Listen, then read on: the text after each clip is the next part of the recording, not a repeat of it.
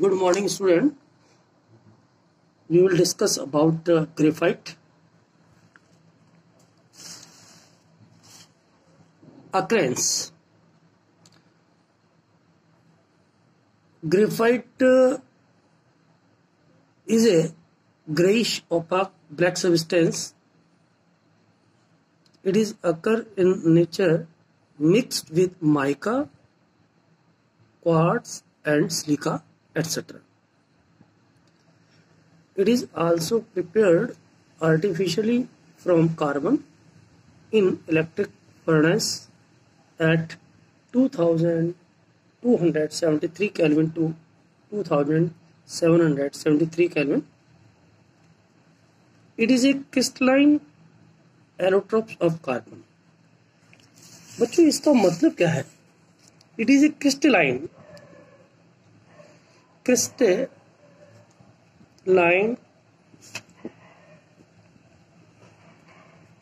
allotropes of carbon. Graphite क्या है? It is a crystalline allotropes of carbon. इसका crystalline का मतलब है कि एक्चुअली कार्बन की इस एलोट्रोपी फॉर्म में carbon arrange in A definite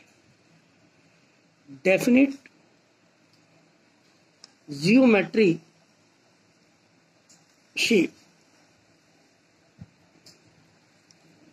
and to make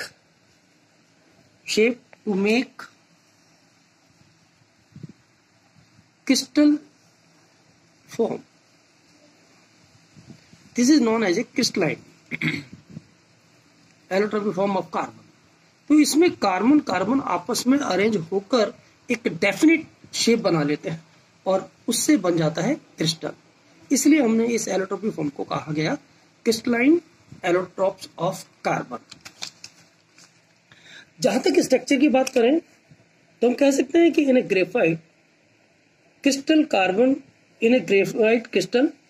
carbon atoms structure. In graphite, crystal carbon atom arranged in a two-dimensional layered structure. In graphite, each carbon atom is attached to three neighboring carbon atoms by strong covalent bond in the same plane and to form flat or a plain hexagonal ring. बच्चों इसका मतलब क्या है? इन graphite के अंदर जो carbon atoms हैं आपस में अरेंज हो गए टू डाइमेंशनल लेयर बनाते हैं. ठीक है. और इस ग्रेफाइट के अंदर एक कार्बन अपने थ्री नाइबरिंग कार्बन एटम से कोवलेंट बॉन्ड के द्वारा जुड़ा होता है. In this manner. ये यदि ध्यान से आप देखें, ये एक कार्बन है, ये तीन कार्बन से घिरा हुआ है. ठीक ऐसे ही दूसरा कार्बन भी तीन कार्बन एटम से घिरा हुआ होगा. अल्टीमेटली एक हेक्सागोनल रिंग बनकर तैयार होगी. तो हम in another word we can say easily in a graphite crystal carbon arrange in a hexagonal ring and make a two-dimensional layered structure. ये बच्चों देखो, ध्यान से देखिए, ये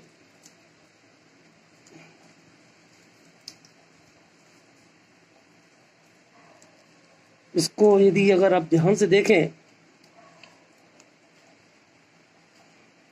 तो ये हेक्सागोनल रिंग है.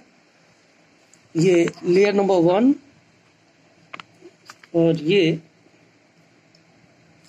Layer number 2.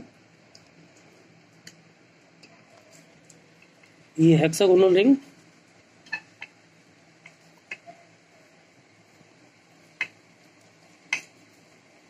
ये हेक्सागोनल रिंग हो गई आपकी बच्चों.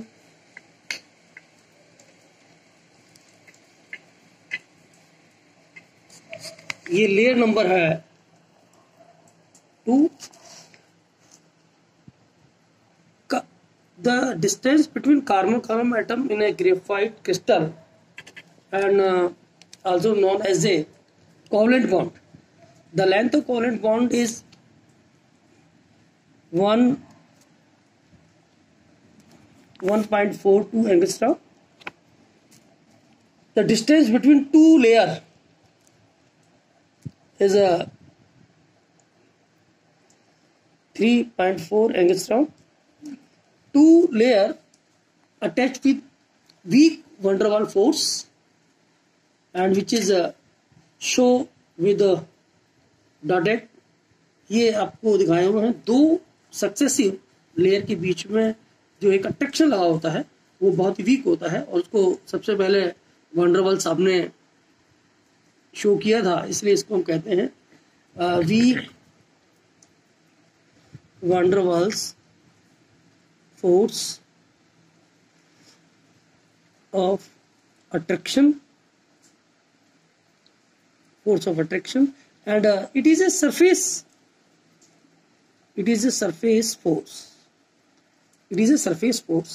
ये जो फोर्स है बहुत ही वीक होता है, इसलिए एक लेयर दूसरे लेयर पर आसानी से स्लाइड हो सकती है.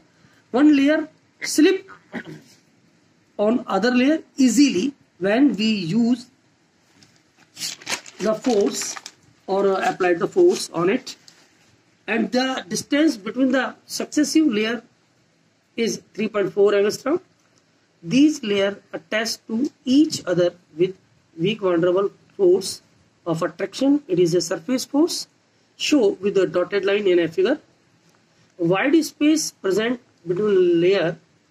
Due to this, one layer can easily slide over the other layer. As a result, graphite is soft and useful as a dry lubricant or a heavy machinery, and also slippery to touch, and when we applied the force, it leaves a black mark on paper. तो आपने देखा कि यहाँ पर इस graphite crystal के अंदर एक कार्बन 3 कार्बन से घिरा हुआ है, कोवलेंट बॉन्ड के बनाया हुआ है, और दो लेयर के बीच में डिस्टेंस काफ़ी ज़्यादा है 3.4 एंगस्ट्रॉम, और कोवलेंट बॉन्ड की जहाँ तक लेंथ की बात है वो है 1.42. ठीक है. अब लो डेंसिटी की हम बात करें तो हम कह सकते हैं कि due to wide spacing among layer, carbon atom are less closely packed in graphite. जो कार्बन है वो काफ़ी लूज पैक्ड होते हैं. So the density of graphite 2.2 gram per cubic centimetre is much lower than that of diamond, 3.51 gram per cubic centimeter. Next, electrical and thermal conductivity की अगर हम बात करें ग्रेफाइट के केस में, तो as we know very well about the carbon has a 4 valence shell electron in their outermost orbit. In graphite crystal, each carbon atom is attached with 3 neighboring carbon atom by strong covalent bond to form flat hexagonal ring. 3 and flat hexagonal ring. It means एक carbon बच्चों इसमें 3 carbon से attach रहता है. तो यहाँ पर इसकी 3 जो वैलेंसी है, सपोज इस कार्बन की अब मैं स्टडी करूं तो मैं सिंपली कह सकता हूं कि यहाँ पर एक कार्बन 3 कार्बन से घिरा हुआ है, तो इसके जो वैलेंस 4 वैलेंस शेल हैं वो 3 तो बिजी हो गए कोवलेंट बॉन्ड बनाने में, और एक इलेक्ट्रॉन हर कार्बन एटम पर क्या रहता है बच्चों, फ्री रहता है, free to move, which make graphite electrically good conductor. It means only 3 valence electron are used to form covalent bond, and hence the 4th valence electron is free to move at every carbon atom of a graphite, which makes graphite is a good conductor of heat and electricity also. तो इसलिए हम कह सकते हैं कि carbon के ये जो एलोट्रॉपी फॉर्म है ये इलेक्ट्रिक की क्या होती है, गुड कंडक्टर होती है, क्योंकि इस केस में इसके 3 वैलेंस जो इलेक्ट्रॉन होते हैं वो 3 कोवलेंट बॉन्ड बना लेते हैं 3 नाइबरिंग एटम के साथ, और 1 इलेक्ट्रॉन हर कार्बन एटम पर फ्री होता है और जो आराम से मूव हो सकता है, which makes graphite is a good conductor of electricity. जहां तक यूज की बात करें हम, तो पहला यूज हम बता सकते हैं कि it leaves A black mark on paper, so it is use in A lead pencil. Number 2, in making electrode for dry cell,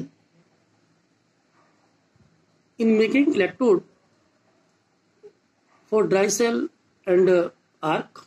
Third, as a dry lubricant for a heavy machineries. Graphite को यदि हम petroleum जेलियम के साथ mix कर दें तो graphite Greece बन सकती है, ये भी एक तरह से लुब्रिकेंट के काम ही आती है। और ग्रेफाइट शू पॉलिश बनाने के काम आती है, पेंट बनाने के काम आती है। ग्रेफाइट एज ए मॉड्यूलेटर के रूप में भी काम आता है इन न्यूक्लियर रिएक्टर। जब भी हमें न्यूक्लियर रिएक्टर में न्यूक्लियर रिएक्शन को स्लो करनी होती है तो ऐसी स्थिति में हमें ग्रेफाइट का हम यूज करते हैं। और लास्ट इसका यूज हम बता सकते हैं कि making carbon brush off A electric motor. Thanks, have a nice day.